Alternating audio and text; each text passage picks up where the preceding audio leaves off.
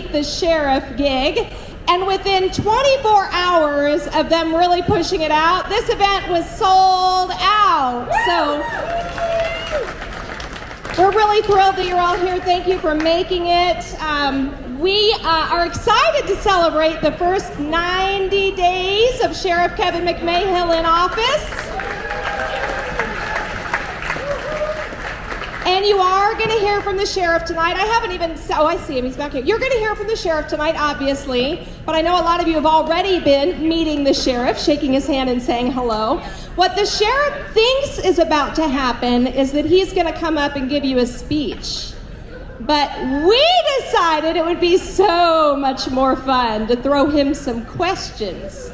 Now here's the deal, I work for him. So I can't just be asking him whatever I really want to ask him. But I promise you we're going to have some fun with it. So Sheriff's going to speak a little bit later on in the evening. We're going to throw some questions at him that some of you have provided to us. We're going to put him on the spot a little bit, Sheriff. We're going to have some fun with you, sir. He's staring at me like, what the hell have I gotten myself into? Anyway, we're so thrilled you're all here tonight. Thank you for being here.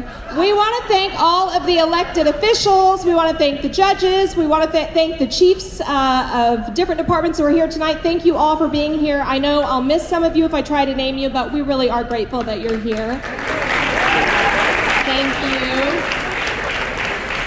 Alrighty, before we meet the sheriff, I do want to introduce you to the amazing women who put on the party tonight. Yes?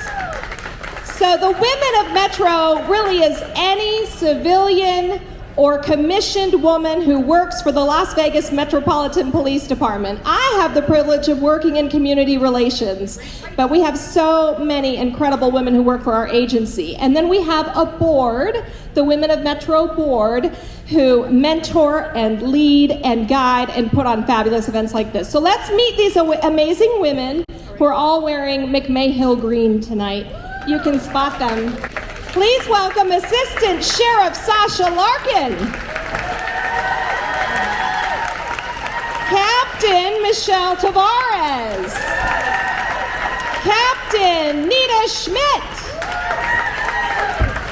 Sergeant Stephanie Ward, and Manager Rachel Skidmore. Miss Cindy, put down your phone and come up here, please. Stop it now. Come on.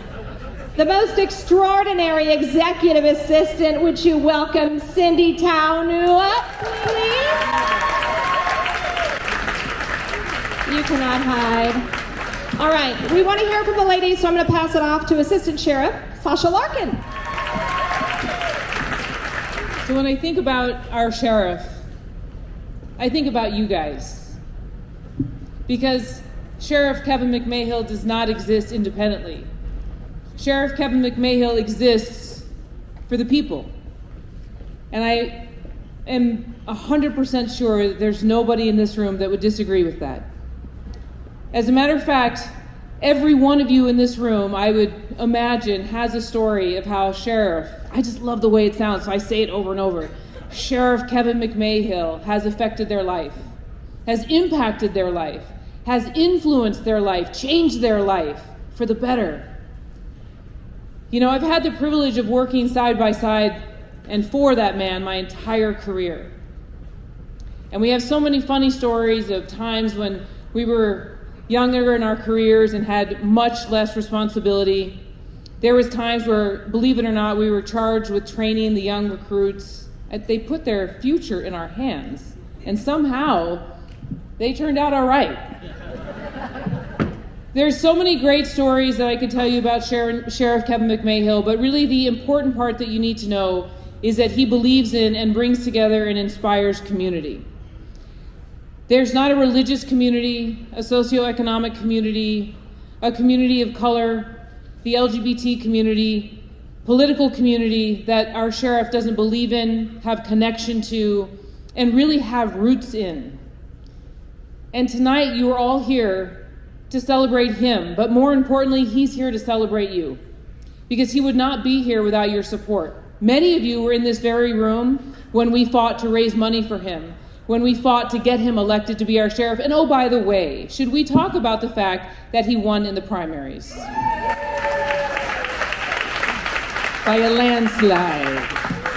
So he sat around for 6 months with really not much to do other than, continue to raise 5 kids, take care of a wife, run a house, and get ready to be the sheriff. But while doing all that, he really put a lot of heart and soul into his planning and dug deep into his heart for what he believes in for our community, for our organization, and for our employees. And that's why we wanted to bring him here tonight. Listen, the women of Metro, you heard Beth say it. The women of Metro believe in his leadership because he believes in us. And that is true. And our board is made up of civilians. Our board is made up of corrections leadership and of police leadership. Because we are the strongest together. And we learned that from Kevin. So tonight, really the people that did all the hard work are the women that you saw standing here with me a few moments ago. So I'm going to ask them to come up one by one and introduce themselves, tell you where they work and a little bit about why they believe in Kevin, and then they're going to honor those that made tonight possible. So I'd like to start by introducing my best friend and someone that I had the chance to put through the police academy. I don't know why she still likes me after the torture I endured on her for 6 months. But really someone that I've got to see grow. I always tease her when she was this big to now she's grown up into a phenomenal leader, someone who also believes in community and has had the opportunity to follow Kevin's leadership. So with that, I'll give you Captain Michelle Tavares.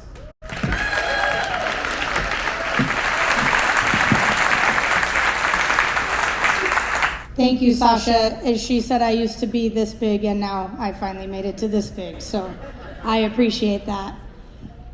I am honored to be here tonight, this event for our sheriff, who has been a huge supporter of the LGBTQ community, which I am a part of, a proud part of. Thank you. I started my career very young on this agency, and I will not give you my entire bio, but as Assistant Sheriff Larkin said, I went through the police academy in 2006 under her tutelage, and coming up through the ranks and having to deal with some of the community members out there that weren't such a big fan of the LGBTQ community, and then some folks on our own agency that weren't a big fan of the community. To have a sheriff that I know supports us, supports the community, not only the women, not only the men, not only our trans officers that we have on our agency, because we do, but the entire community as a whole. So to be able to do an event like this, I am blessed to be here. I would like to give a couple shout outs here. Tony Cordell, you see him wandering around over here in the white. He's looking embarrassed because he did not know that I was going to thank him. But Tony is an amazing photographer, videographer. He has done several events for us. I've had the pleasure of knowing him for a while. Tony, we are so grateful that you were here to document this amazing occasion for us. Thank you. And I don't know if David ran off, but David Warner, our cellist, if you are still in the room, David, we want to throw another shout out your way. There he is right there. There he is in the back. Thank you, David.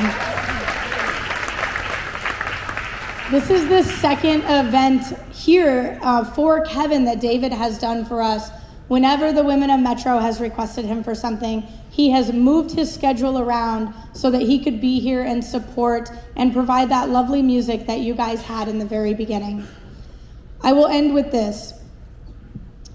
If you ever felt like there was a time in your life when you were alone, I want you to remember that somebody out there, whether you knew it or not, was supporting you.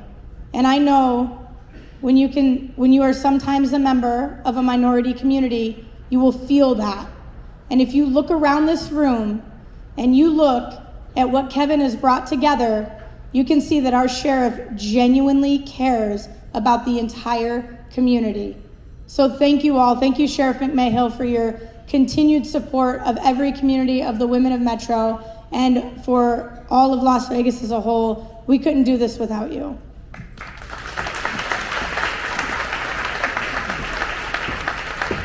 Thank you. I would now like to introduce and bring up Captain Nita Schmidt, wherever she snuck off to.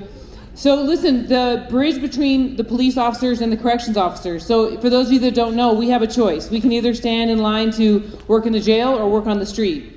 And it's not easy, right, either choice. But Nita has done a remarkable job of paving the way for women in the jail. She's the highest ranking female in the jail, and she's done such a good job really bridging the gap between the police and corrections. And now as a member of our board, she goes above and beyond to help us put together events and bridge that gap. Captain Schmidt?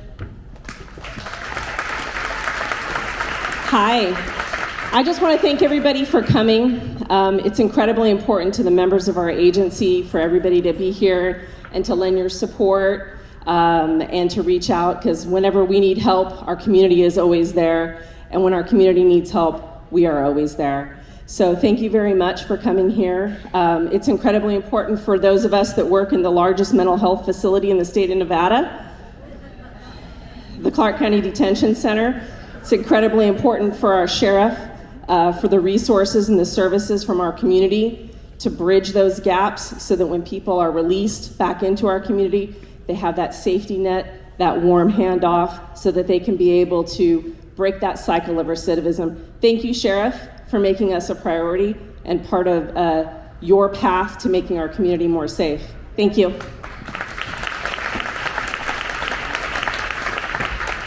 Thank you, Nita. If you've never taken a tour of CCDC, I'm sure they give tours. You probably would love it. The air is really fresh in there. I hear the food is even really good, right? A grade, give or take. Yeah, A grade food. So, keep that on your to-do list. At some point, it might work out. Without further ado, I'd like to introduce Sergeant Stephanie Ward. Thank you, Sasha. I'm Stephanie Ward, and I'm a sergeant. I've been on the department for a little over 18 years, and I'm at Bolden Area Command. I love Bolden, and I have many Bolden community stakeholders and members here in the room. Thank you so much. Sherrif McMahill, early on in my career, allowed me opportunities to grow and develop, and it's been a great mentor of mine. I know something that's so dear to his heart is Bolden Area Command. When I first promoted, I chose to go to Bolden Area Command because I never worked Bolden, and I knew that I would get the best opportunities to learn, grow, fail, pick myself back up, and then share that with others, especially those new with promotions. So I have developed the very best relationships with our community members in Bolden Area Command, and I know it's very dear to the Sheriff's heart, which is why I love the community-oriented policing section there. So I just wanted to say thank you very much for joining us. Thank you for our support. Sherrif McMahill has been there for us every step of the way, supporting leadership, supporting growth, supporting women and diversity, and we are very grateful and appreciative of that. Without further ado, I would like to give a special shout out to Chef Vic Vegas and Nicholas and Company for providing us with fabulous desserts this evening. Chef, can you please come up to the stage? Chef, join us at the stage, please. He's got to make his way. He might want to grab a piece of cheesecake first. Yes, and everybody gets to take cheesecake home. Don't worry. You get that on the way out. It's our parting gift tonight. Thank you, Chef. I would like to thank Chef Vegas because he is a very big supporter of Bolden Area Command as well as our women in Metro. Thank you for your support and your friendship. We greatly appreciate you. I know, he was not expecting this. I know, I did. Thank you very much. Let me go this way. There we go.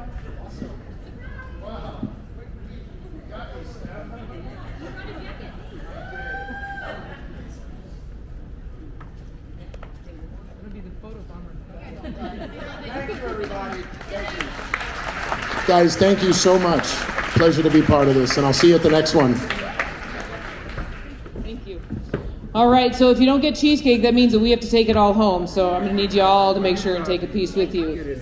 All right, emergency manager and my dear friend, Rachel Skidmore.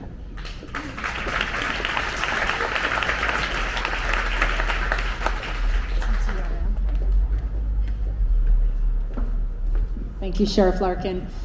It is my pleasure to be a part of this tonight. I represent the civilian team here at LVMPD on our Women of Metro team, and we know that as civilians, that's the most important thing we can do is to further and increase our posture at LVMPD to make sure that our commissioned officers can meet the needs of our community. So I have the pleasure to do that.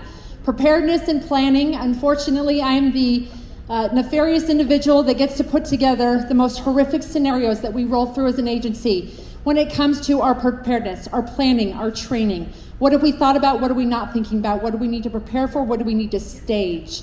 And it's my pleasure and privilege as well to work behind the scenes to fight ever tirelessly with your Sheriff, Kevin McMahill, to ensure that our community has the federal assets, funding, homeland security, staging assets, all the things that we need to be able to make our community the safest it can be.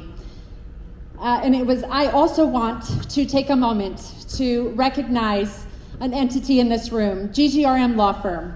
They're an entity, and I need Representative, come on, please. I wanted to take a moment and thoroughly embarrass them for just a brief moment. They work behind the scenes very tirelessly. When it comes to special events, for our pre-planned special events, they're constantly funding and supporting things that we need, calling on a regular basis. What is it that law enforcement needs? What can we get you at your event to support this and make this the best it can be? So I wanted to recognize you and thank you for your partnership. Appreciate it. And recognize, thank you. We're going to do it. Okay?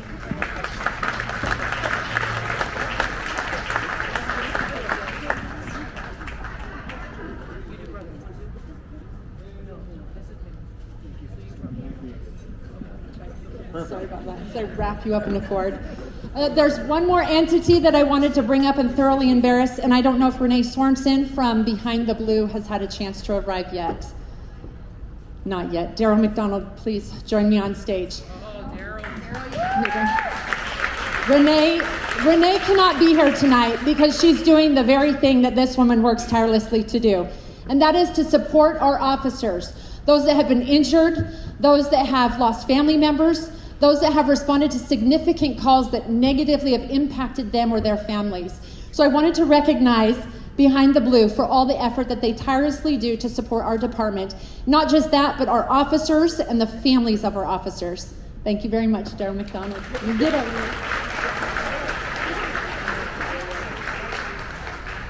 I'm gonna not wrap you up in that.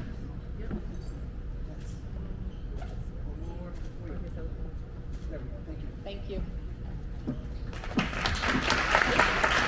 So we have, I'm going to introduce somebody that is an honorary member of our board. As soon as one of us steps off, I'm sure I'm going to hijack her to take their spot. You're going to learn a little bit more about her after we finish our presentations, but Officer Farhat Mir, please join me on stage. She's got a fan club already. I love it.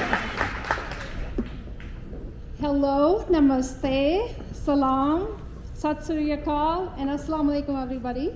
I know everybody understood, right? And you know who I'm talking to? Okay, thank you. My rabbis, I just learned today, right? Okay, I'm Officer Mir. I'm with the department for 8 years. Currently, I'm assigned to Southern Nevada Counterterrorism Center.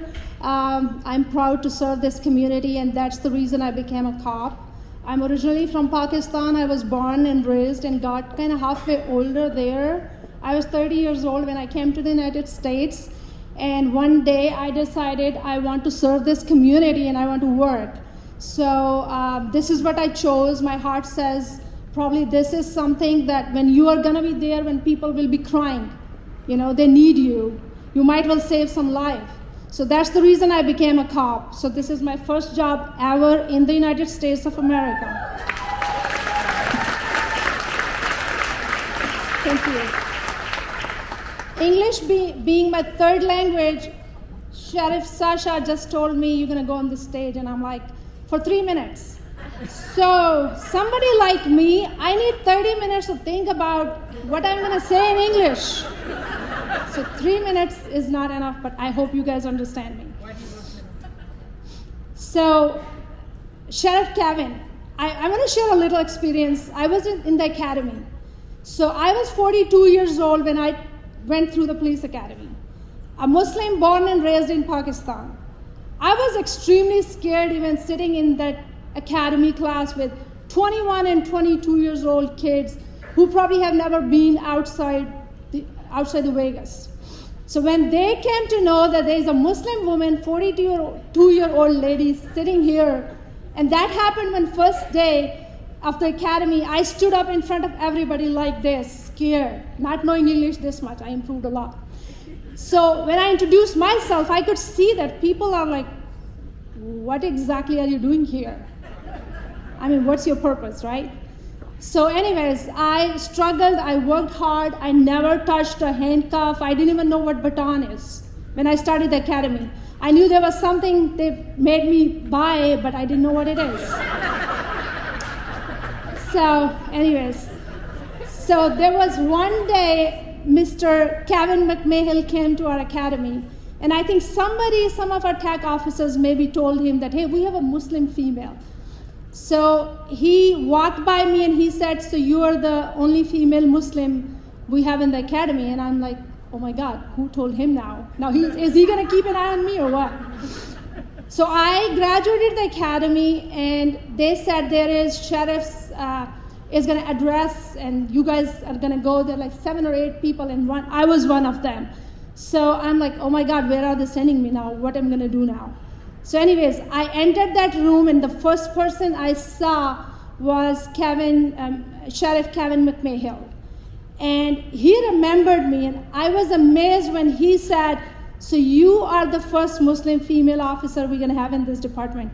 And I'm like, my goodness, out of 68 or 70 some, that was my class numbers. And I'm like, he remembered me.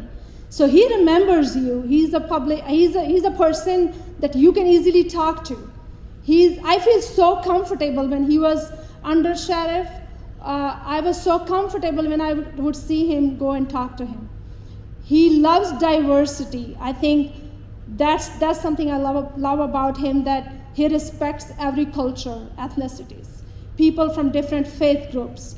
So this community, this room actually is beautiful today because it's diverse. It melts my heart to see everybody together.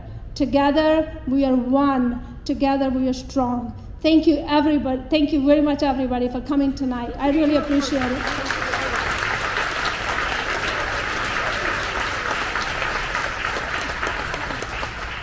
So there are some friends who are actually, when they say I'm a phone call away, they mean it.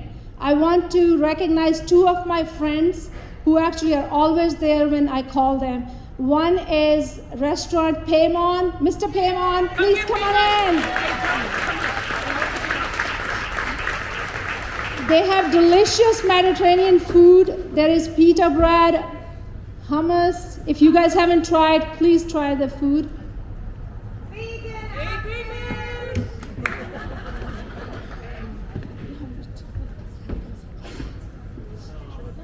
Yes.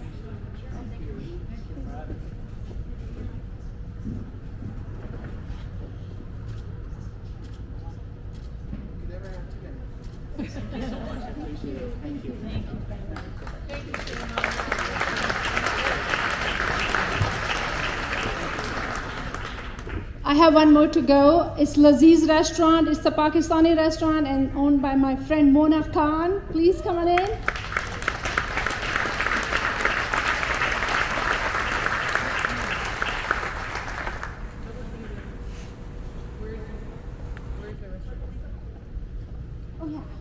If you haven't tried her food, please go ahead and try Laziz's food. It's delicious. And we have some Muslim members from the community, and they're fasting. It's month of Ramadan. So we're going to have iftar arrangement for them when it's 7 o'clock. You guys can go ahead and break your fast. Thank you.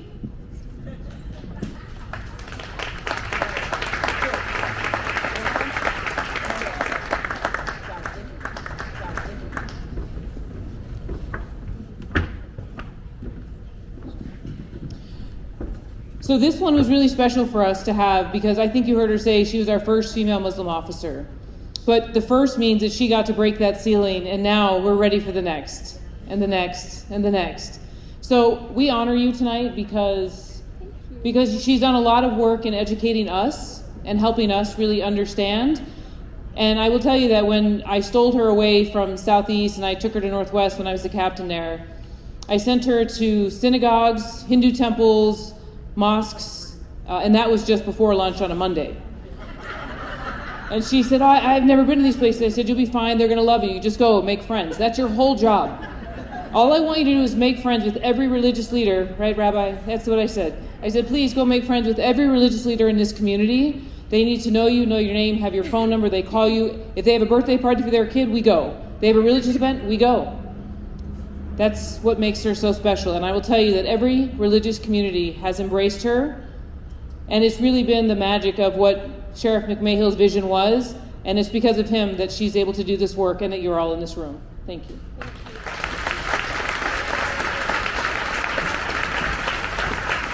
All right, a few more to go and then we'll get the man of the hour up. I'd like to bring up my good friend Renato. Renato, I think you're back behind the bar, probably making people drunk. Come up here. Renato LeBron. If you're drinking wine, it's because of Renato. If you've ever been to Trader Joe's in Summerlin, he's the Trader Joe's sommelier. He does wine, whiskey, coffee, cheese, and tobacco. Wine, water, whiskey, cheese, coffee. Coffee, tea, wine, cheese, whiskey. That's it. What a great job. So please come. We're going to present him. So Trader Joe's did all the water for tonight. Pete's Coffee. If you've never been to Pete's Coffee, you'll never go to Starbucks again. Oh, Deanna, come on. Deanna, come on. Please come up. Pete's Coffee provided coffee for us this evening. And also Renato's partner, Robert Steinman, also provided the wine. So we wanted to acknowledge you, Renato. You are at every event.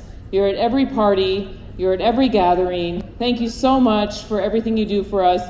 Robert, Trader Joe's, Renato, Pete's. And this is the owner of Pete's Coffee, Deanna. The best coffee. And they're pro Metro. They do give backs and all sorts of donations. Thank you. Thank you, Renato. Thank you so much. Okay.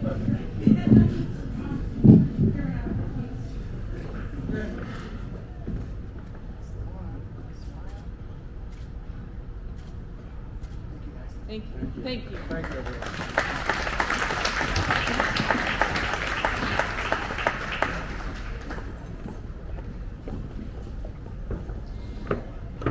One more person donated wine because you can never have enough wine.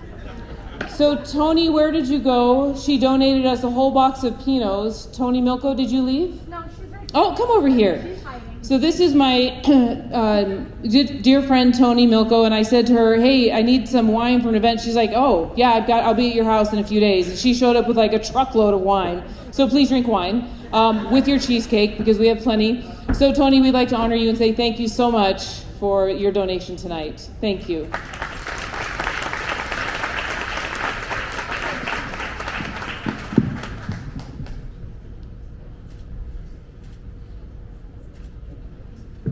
Thank you, Tony.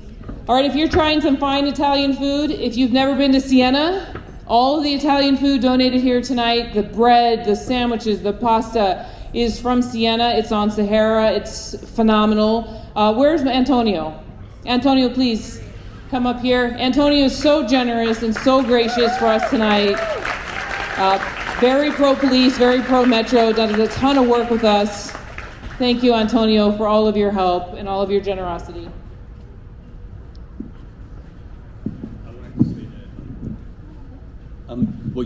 That I'm very honored to be part of this community. Thank you from all the people that work at Siena, and I'm really proud to support the hot women of Metro and the guys too.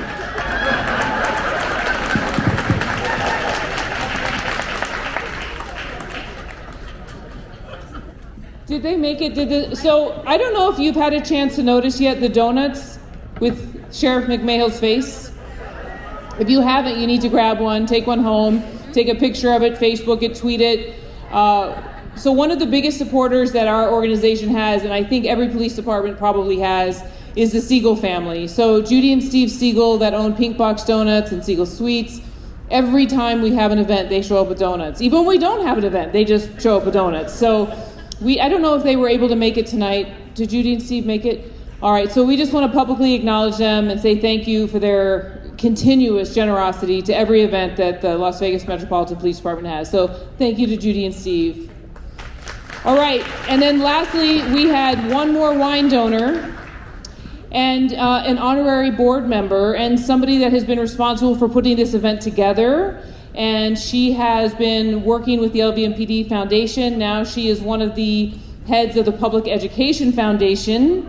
and also part of the Girl Crew, which is why she's in green. She sits on the board for Girl Scouts, and so many, her resume goes on and on and on. LaToya Holman, please come up here.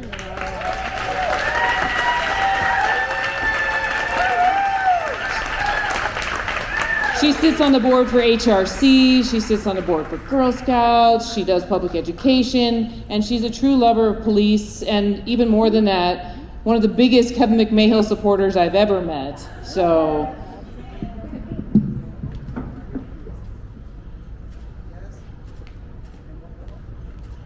thank you. Thank you.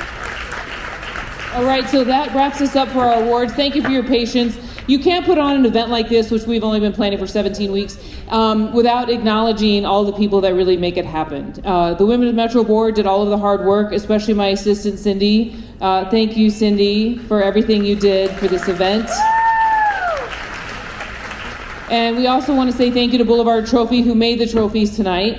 And we have one more award, and she's going to be so embarrassed and upset that I asked her to come up. But you see this beautiful space, 920?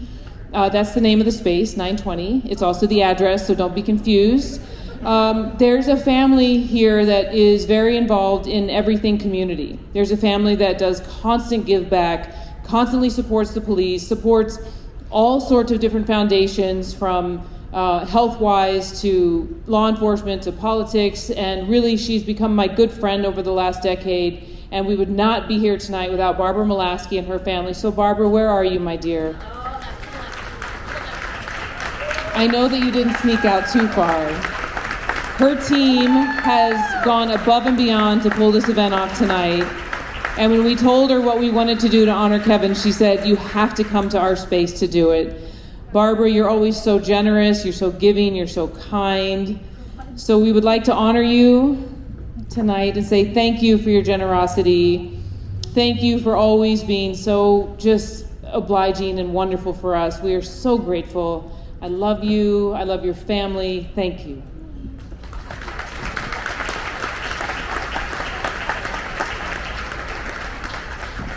Let's take a quick photo.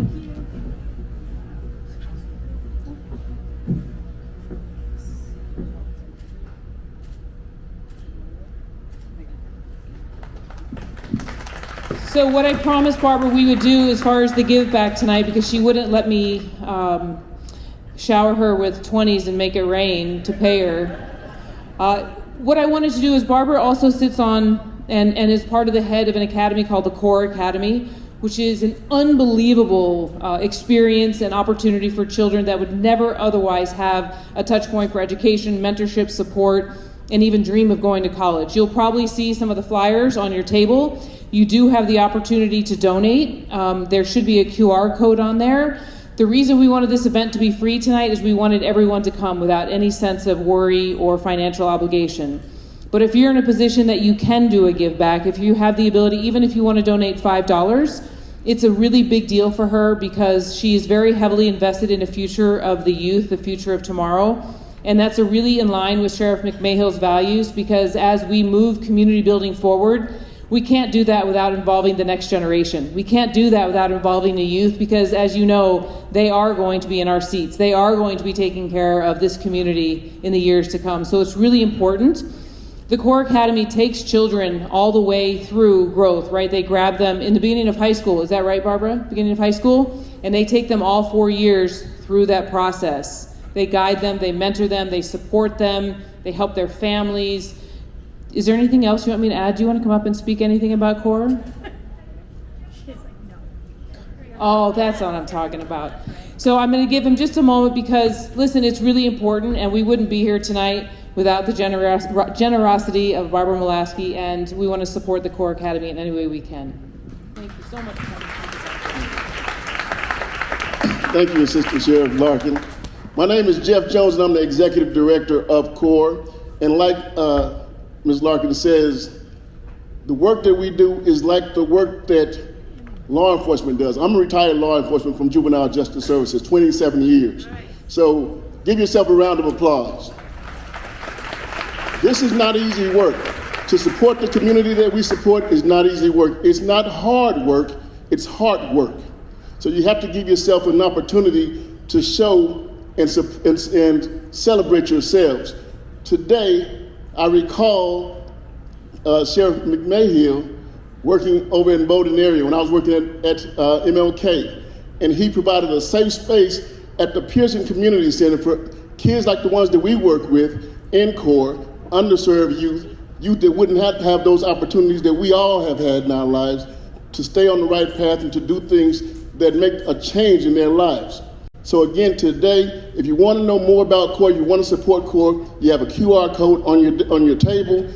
Hit that QR code, donate to CORE, and if you want more information about CORE, right over there at that table with the orange, the lady with the orange can tell you all that you need to know about CORE. Again, thank you for the opportunity, and go to corewecan.org and learn more about CORE.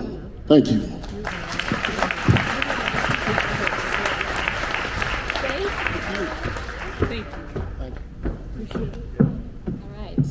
Y'all are going to be really ready to hear from the sheriff, huh? We're going to get to him in a moment. But there are a few community members we wanted to invite up so that you can hear what folks in our community have to say about Sheriff Kevin McMahill before he comes up to speak. So I'd like to invite a leader with the Human Rights Campaign. Would you welcome Brian Martin to the stage?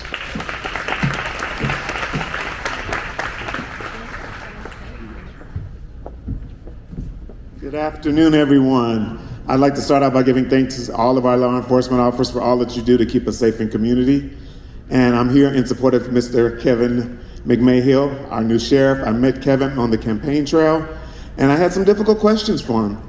Relationships around the LGBTQ community. As many of you may know or may not know, the Human Rights Campaign is the nation's largest pro-LGBTQ equality organization. Kevin faced those questions. He came with solutions, he came with ideas, and he was open to feedback and partnering and coalition building. I've seen him show up in community. I've seen him become and develop and grow his relationship in the Black community. And with that, I'm here to say that I am so happy for you, sir, and here to support you. And what I would ask of you, Kevin, and every officer here, just to know that LGBTQ people just want to live joyful and happy lives. And I'd like for you all to remain safe. Thank you.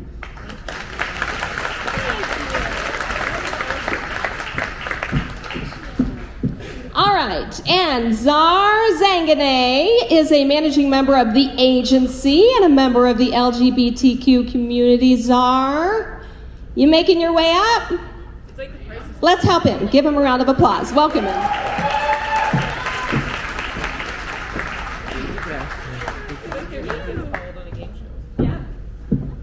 Good afternoon, everybody. Thank you for everybody's attention. I just wanted to quickly share with you guys a little bit of why we love Kevin and why he's been such a great supporter. A few years ago, I had the pleasure of traveling to New York City and going to the Gay Pride Parade, which is 8 hours long, and we definitely do not have time for that, and we don't want something that long here in Vegas. But we have one of the most beautiful Gay Pride Parades here. It happens in the evening. It is a powerful event, and when I came back home, I shared it with one of my friends here in Las Vegas who happens to be a gay Metro officer. And we decided to march, and he was the one and only uniformed police officer who marched in that parade. We rallied a few friends to march with him. None of them were police officers. And when we marched with him, some of the Metro police officers who were working the parade route turned their backs to him while he was marching. And unfortunately, it was the voice from the very top of the police department who was not supportive. They were not willing to share a motorcycle, a marked police car, or anything with him. And we were passionate about that. And with Kevin, when he was at when he started campaigning, he was a gentleman who the respected leaders of the community, people like LaToya, people from the Pride Parade, said, Zar, you should go meet him. Please donate to his campaign. Kevin looked us in the eye and said he does not tolerate that kind of behavior. And this year, for the first time, we had a police car in our Gay Pride Parade. We had many officers participating in the parade, we were getting fist bumps from some of the leaders. We have amazing captains here who are supportive of that. And every time I run into Kevin, whether it's at a beautiful event like this one or a couple weeks ago at just a hole-in-the-wall Indian restaurant where he is supportive of the Asian community, of our Jewish community, of our gay community, he's always a gentleman who gives you a warm hug, remembers your name, and thanks you for things that happened a year or two ago, and he does not forget, and we do not want to be forgotten. So I appreciate that for him, and it sticks with the heart. And Kevin, we look forward to seeing you at many more gay pride parades, many more community events, and we truly appreciate all your support. Thank you, guys.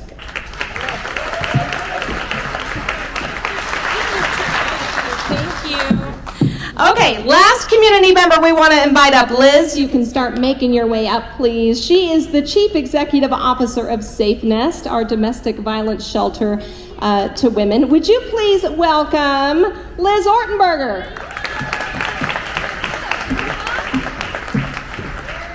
So I know from doing work internationally and nationally that a caring, committed police force is not by accident.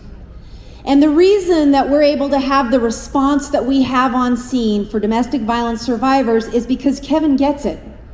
He gets that his uniform officers are 85% male and always in uniform. He gets that a woman, particularly an undocumented woman, might be very afraid to have two officers in her home trying to understand what's happened. Or that a male survivor might have shame or concern around being a victim of domestic violence. He gets it, and he invites the community in. And in 2017, we began this program where Safe Nest partnered with Metro, and we are on every single domestic violence call where there's an arrest or probable cause for an arrest. Last year, that was 6,900 calls in our Metro area. I want to thank Nevada Women's Philanthropy, who is here, because they gave us the seed funding in 2020 to take this Las Vegas wide. And Kevin has supported this every single step of the way. And this is how Kevin, so any folks who are in charge of budgets in the room, this is how Kevin saved the community $35 million last year. When we do predictive analytics, we should have had 7 more female homicides in domestic violence in our market last year. If you look at our trends, we're bringing that down because of the partnership that Kevin allows. And let me tell you one more thing. 2 weeks ago, we got a call from Metro. They said, hey, we know you usually come out to the scene and you usually meet with a survivor here on scene. Can you come out to the scene and immediately take a survivor and a child to shelter? We said, absolutely, of course. They called the next day and said, do you know where that survivor is? I said, I don't, but let me find out. We pulled everything together, had some text messages going back and forth, and we found her. And they said, good, because twice now we have had SWAT at her house, and we do not want to go in and scare her and the child. Let me tell you how remarkable that is in this day and age to have a SWAT force and a police force caring about the trauma that would have been laid on that mom and child had they come storming in. But they also said, Liz, we wanted to get her out of there because when we came in the first time, all of the gunshots in the walls showed us that she was creeping towards homicide. We wanted to come in the second time because he was waiting in a car just over the fence from the property with a loaded gun, and she would have been murdered. This is a police force that cares, from that kind of lethality all the way down to, I got a great report the other day from an officer who the dog got out when they were having a domestic violence call. The officer was helping look for the dog. This is a police department unlike any other, and I can only thank Kevin for his great leadership and the fantastic women that I get to work with and men every single day. So thank you.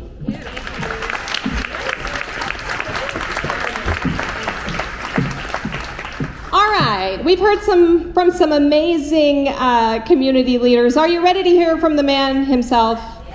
I think so. All right. His law enforcement career spanned nearly 3 decades of service at every level of the Las Vegas Metropolitan Police Department. He expanded successful community policing programs. He helped transform LVMPD to be more transparent and more effective, and he wasn't even the sheriff yet. Now what's he gonna do that he's the boss? That's what we want to know, everybody. Would you welcome 90 days in office, Sheriff Kevin McMahill.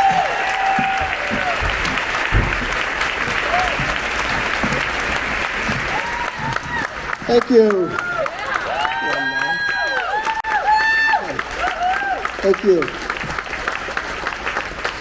Please sit down. Thank you. So, what is this you're doing? Like some question answer thing later on or something? Yes. Yeah. Always springing something on me. You do know I'm your boss, right? I do. All right, I'll just check in. But anyway, thank you all very much for coming tonight. I'll tell you, it's a really difficult thing for somebody like myself to sit back there and hear my name mentioned so many times, because that's not who I am, right? This is not about me. This police department is not about me. What this police department means to this community really doesn't have a whole lot to do with me. I am so fortunate, however, to have been elected to be the leader of the Las Vegas Metropolitan Police Department. I'm so proud and so humbled to have this opportunity to lead these men and women. There's a lot I can talk to you about. I want to spend just a couple of minutes talking about some very signature pieces of this for me that matter so much. I'm going to start off with, I think we had an event earlier today with the Wonder Women of Metro, all of who you've seen many already today. And we had that over at the Resorts World, and that was about 400 people, I think, maybe showed up, and we had an opportunity to talk about women in American policing. And, you know, Metro is still only about 15% female, and that's way too low.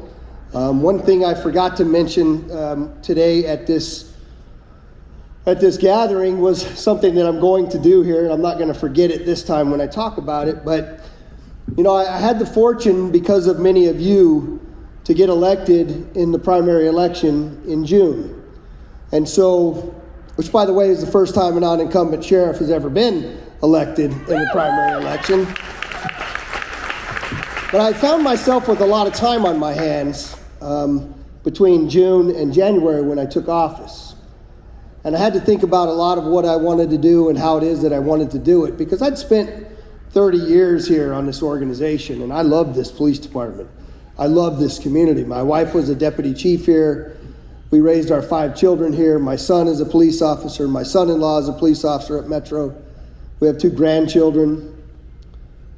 I really care about this community. I put forth so much into it. And I really had to think about what it is that I wanted to accomplish while I was given this great opportunity. You know, you don't get paid a lot to be the sheriff, but you get a lot of opportunity. You have a lot of power. And when you get given the opportunity to have power, you have to do something with it. So one of the first things that I did when I became the sheriff was I promoted 2 women to the rank of assistant sheriff for the first time in the history of the Las Vegas Metropolitan Police Department.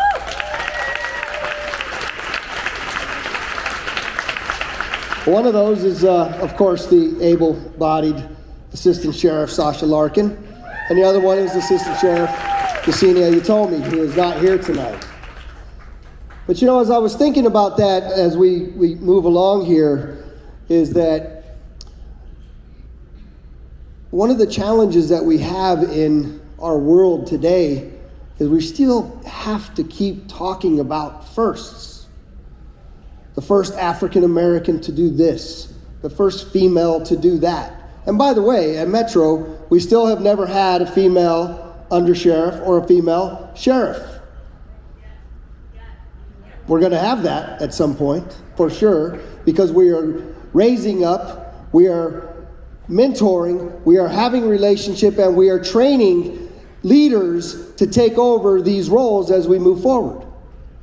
But isn't it time at some point or another, won't it be nice when we can start talking about the second and the third and the fourth and the fifth and the sixth? So pretty soon we just get beyond the first. Isn't it time for us to really get to a place where we stop looking at people based on the color of their skin or the God that they worship or the person that they sleep with at night? Isn't it time for us to look at people first and foremost as human beings and to find ways to connect with one another in ways that we have never connected? You know, something, Officer Mir, I'm going to share that I had this conversation with you in Sasha's office the other day. I walked in and Sasha had a couple of officers in there, and Officer Mir was in there. And I said, what are you guys doing in here? And Sasha said, well, they're going to test for sergeant, which you're going to make sergeant, right? But we had a little conversation about why she wanted to do that and what she had been doing. And she talked about being Pakistani, Muslim, and female. Now, you heard her talk about that a little bit, but many of you might not really understand what Pakistani, Muslim, and female means to be standing here on the stage as an American police officer. It's against almost all odds. And she also talked about the opportunities that she's been given as a member of this organization to go and develop relationship in places she would have never thought to have had relationship. And as she stands back by the rabbi, she also mentioned to me the other day that she went into synagogue and she went into temple and she developed relationships with people she wasn't supposed to have relationship with. And she was literally giddy at telling me that those were her friends and those were her people. And this is an example of what it is that we are trying to breed across this great community of ours. How do we recognize one another first and foremost as human beings? And the core fundamental philosophy of what it is that I am teaching the men and women of the Las Vegas Metropolitan Police Department about community policing is to inject humanity into everything it is that we do. Because if we take time to inject humanity into everything it is that we do, we don't have things like George Floyd in Minneapolis, Minnesota, where we kneel on a man's neck for 9.5 minutes, which is not what we train, and he dies. And we don't have things like Tyree Nichols in Memphis, Tennessee, where he is beaten to death by police officers. And I mentioned today something at this that has been occurring to me for a while. And when you think about women in policing, you know what was not present in Minneapolis, Minnesota when George Floyd was murdered? A woman. You know what was not present in Memphis, Tennessee when Tyree Nichols was murdered? A woman. And I will tell you this, having been married for a very long time to a police officer, having worked around women police officers my entire life and exceptional civilians within my organization, if a woman had been present in any one of those situations, without a doubt, in my mind, without a doubt, they would have injected that humanity, and both George Floyd and Tyree Nichols would be alive today. That is how important women in American policing are as we move forward. And so there's a little initiative I forgot to announce earlier today that has been going on in American policing called 30 by 30. And that is by 2030 that some law enforcement agencies have committed to getting to 30% female by 2030. Well, I'm getting about 4 or 5 years of a late start on it. But I'm standing before you today and telling you that the Las Vegas Metropolitan Police Department will get to 30% female by 2030 through the leadership of the men and women in my command staff and myself as we sit here today.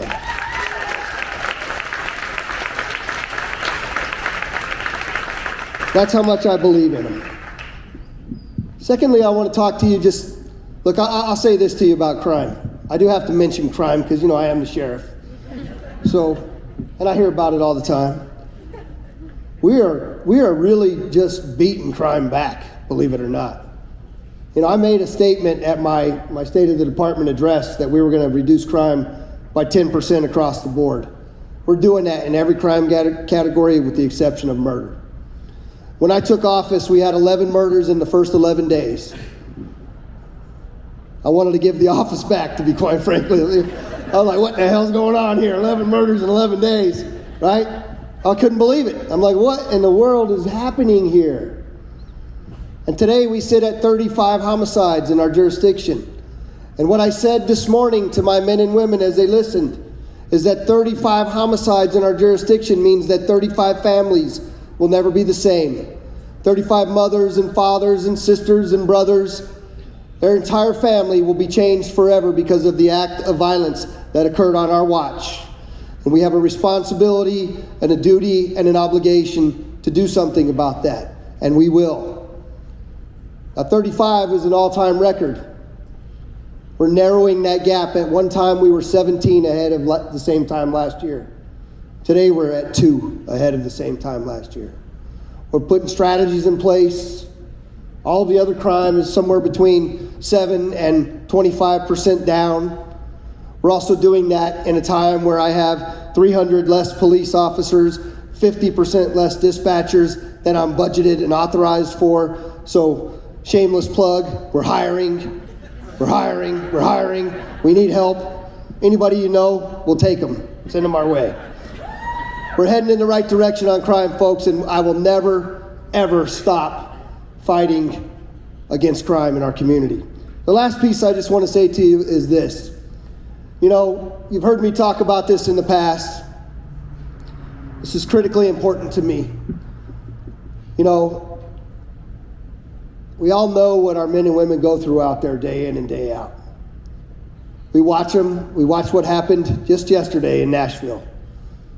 Right? Everybody wanted to talk about what happened in Uvalde, Texas, where a bunch of cops stood around and did nothing. None of us in uniform can understand that. I don't hear anybody talking about those heroes in Nashville yesterday. This morning I played the body-worn camera at our action process. And let me tell you, they didn't hesitate. Not for 1 minute.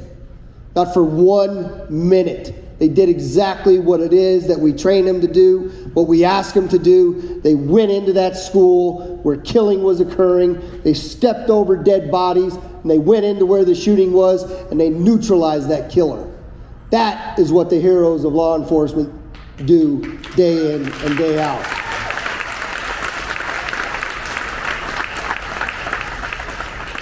People ask all the time, well, Sheriff, you think your people are going to do that? Without a doubt. My men and women, the men and women of law enforcement in this valley, Chief Potts men and women, Chief Black Eyes men and women, we're not letting our people die. We will go. That's what this reality-based training center is about. We will go and we will protect our people. You can count on it. Take it to the bank.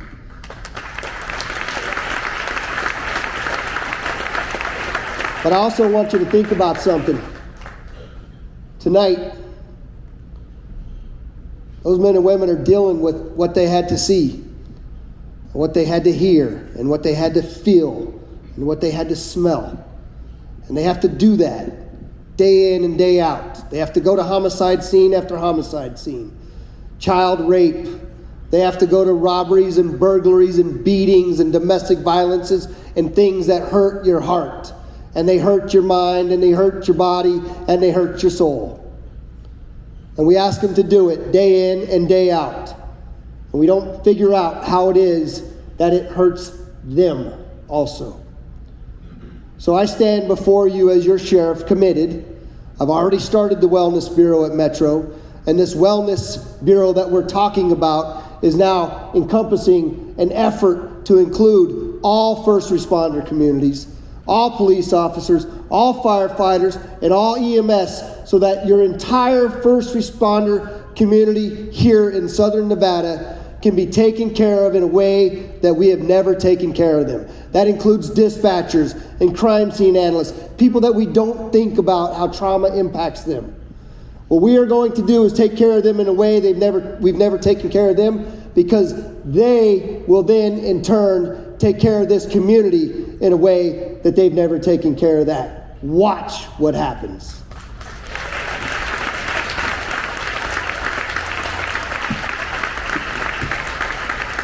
That's all I got.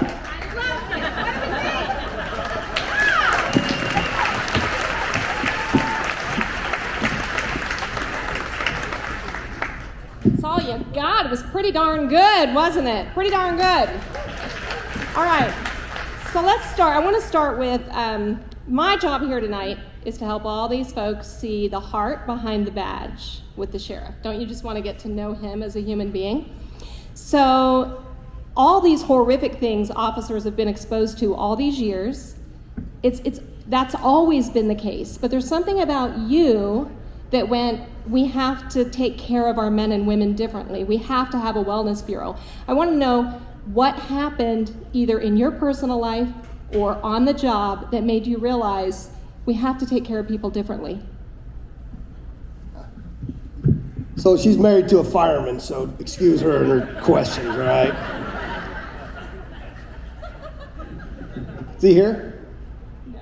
Oh, good thing. Any other firemen here? Just checking.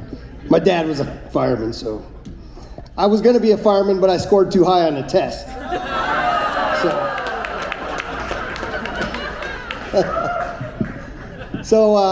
Look, I have to be a little funny about that because that's a really tough question, right? And I'm going to be very candid with you. I lost my own brother to suicide a number of years ago. United States Army military veteran, struggled with a lot of things that went through in his life and changed my life forever. And quite frankly, I didn't deal with it very well because I remained angry at my own brother because of how him being so selfish and taking his own life impacted my own mother and father and their lives, and really my entire family's life. When it comes to why did I decide I had to do this for the men and women of Metro in particular to begin with, after 1 October, it's a really heavy burden when you are the incident commander. I'm the undersheriff. I ran the operational piece of 1 October. 58 people died on my watch, and 422 people were shot. 850 people were injured. There were still 30-some bodies out on that field, and Sasha will remember this. I remember sharing a moment with you that night where the lights on the phones were going off and the phones were ringing, and it just brings this terrible feeling to you. And my wife and I, she worked, obviously. She was investigating the shooter's room as the commander of that piece of it. And we had went the entire month of October. And I turned to her at the end of the month of October, and I didn't remember the entire month of October. In fact, my mother and father had come out to help us with 3 of our 5 children who were still living at home, and I still to this day have no recollection of my mom and dad coming out from Denver to help us with our kids. And so I realized that after I had retired, that I had a bit of PTSD myself. And, our entire career since 1990 when I hired on, you were told, package it up and put it away and get back to work, kid. And that's what I did. And we hit it. And then I realized that's why we have higher alcoholism, we have higher divorce rates, we have higher suicide rates, all the things you don't want to be in number 1 at. And so I realized that it was time to make the men and women of law enforcement have a very clear message come from the top of the organization, and that is that it is okay to not be okay, and that it is okay to seek help, and it is okay to accept help, right? And we're starting to see this already, that people accept this, and we're going to continue to do that as we move forward. What's harder, raising 5 kids or running a police department?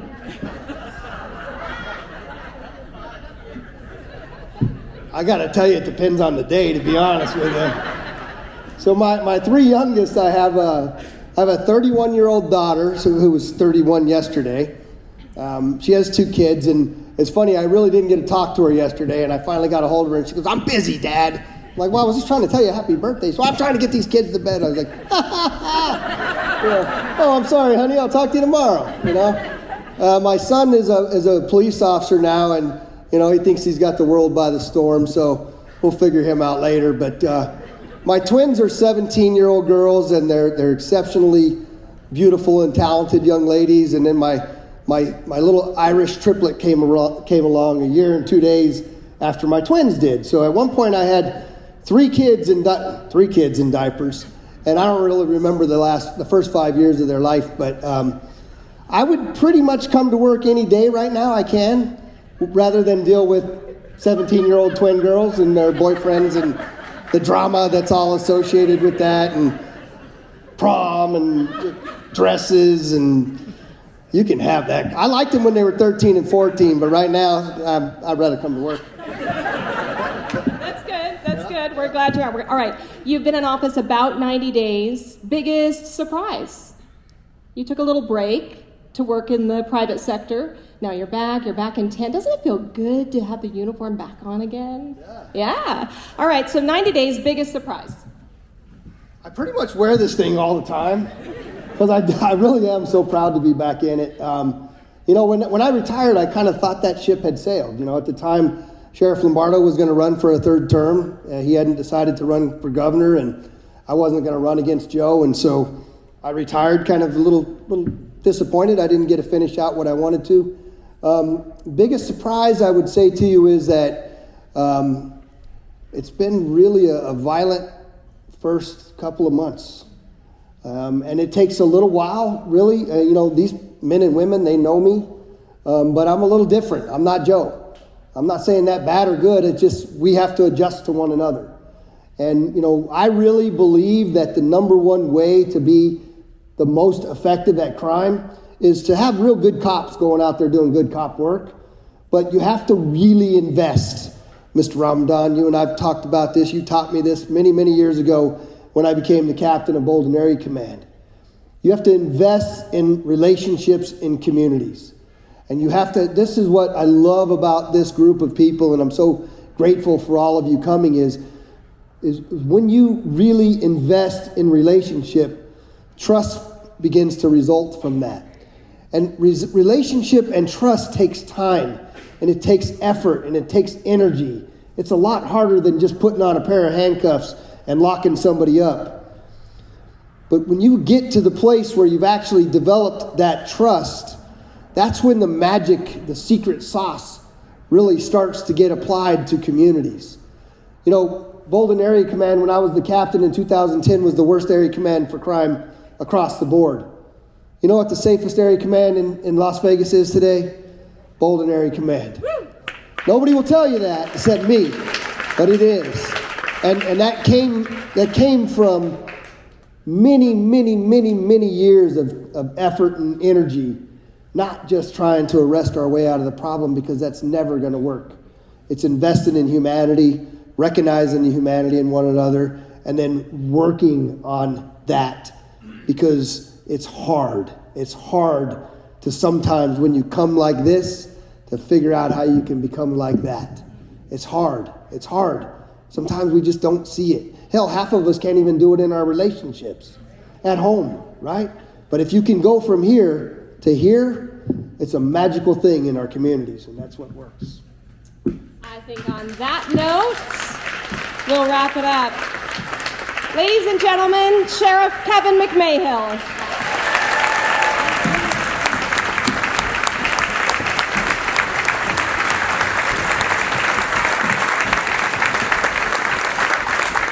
All right, boss, before we let you go, the women of Metro would like to present you with a plaque so you can always remember this evening. And of course, remember the support you have from a cross-section of the organization, the women of your organization, and we just want to say thank you for your continued support. Thank you.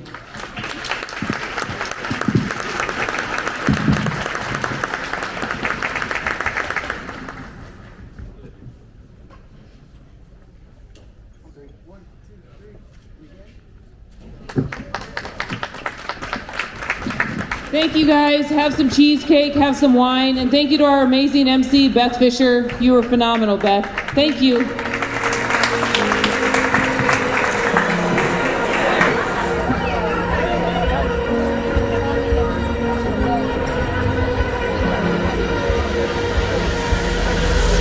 Falling too fast to prepare for this. Tripping in the world could be dangerous. Everybody circling as vultures. Negative, negatives. Everybody waiting for the fall of man. Everybody praying for the end of times. Everybody hoping they could be the one. I was born to run, I was born for this. Whip, whip, run me like a racehorse. Pull me like